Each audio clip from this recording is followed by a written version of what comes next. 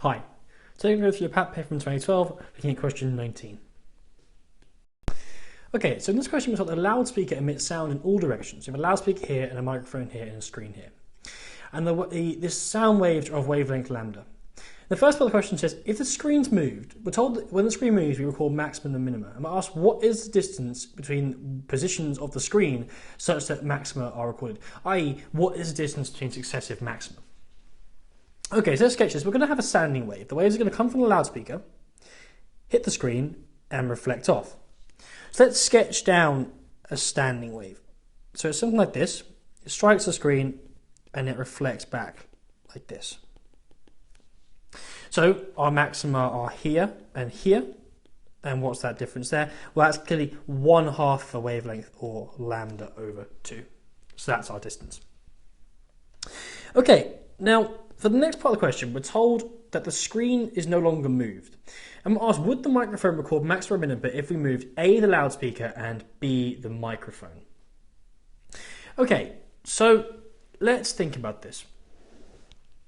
In A, we're moving the loudspeaker. Now, what's going to happen is we're going to have waves coming out of our loudspeaker. This is before we even move it. So it's going to come like this, strike the screen, reflect back, and come back to the loudspeaker. Now, the important thing is that we're told the loudspeaker emits waves in all directions. So we have a constant wave going like this towards the microphone. Now, what happens if we move the loudspeaker? Well, if we move the loudspeaker, this standing wave's phase is going to change, i.e. it's going to meet the loudspeaker in a different phase. So as it's moved, the phase of which the standing wave here meets the loudspeaker changes. And that means that when the loudspeaker passes through and interferes with the wave here, we're going to have a different amount of interference. But because the wave phase is constant, it's not constant, it's changing as the loudspeaker moves, the amplitude of this wave is going to keep changing.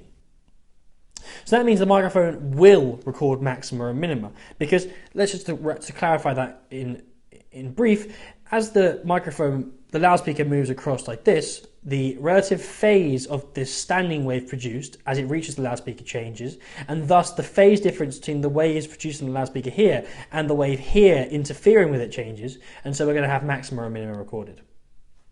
Now what about B? Right, well in B, we're told that the microphone moves. So what have we just said? We've just said that when the loudspeaker moved from here to here, there were phase changes between the standing wave meeting the loudspeaker and the wave emitted here. However, now we're told both the loudspeaker and the screen are stationary. So that means this standing wave here is constant, it's not going to be changing. So it's going to be meeting the loudspeaker at a constant phase, the phase isn't going to change. So that means it's going to be meeting this wave here produced in the loudspeaker at a constant phase. So if it has the same phase difference constantly between the wave produced here and the wave produced from here, then we're going to have a constant wave of constant amplitude across the entire wave. We have the same interference everywhere. So that means if we move the microphone within this area here to the left of the loudspeaker, we're going to record no maxima or minima because the amplitude is exactly the same everywhere. So that means there will be no maxima and minima.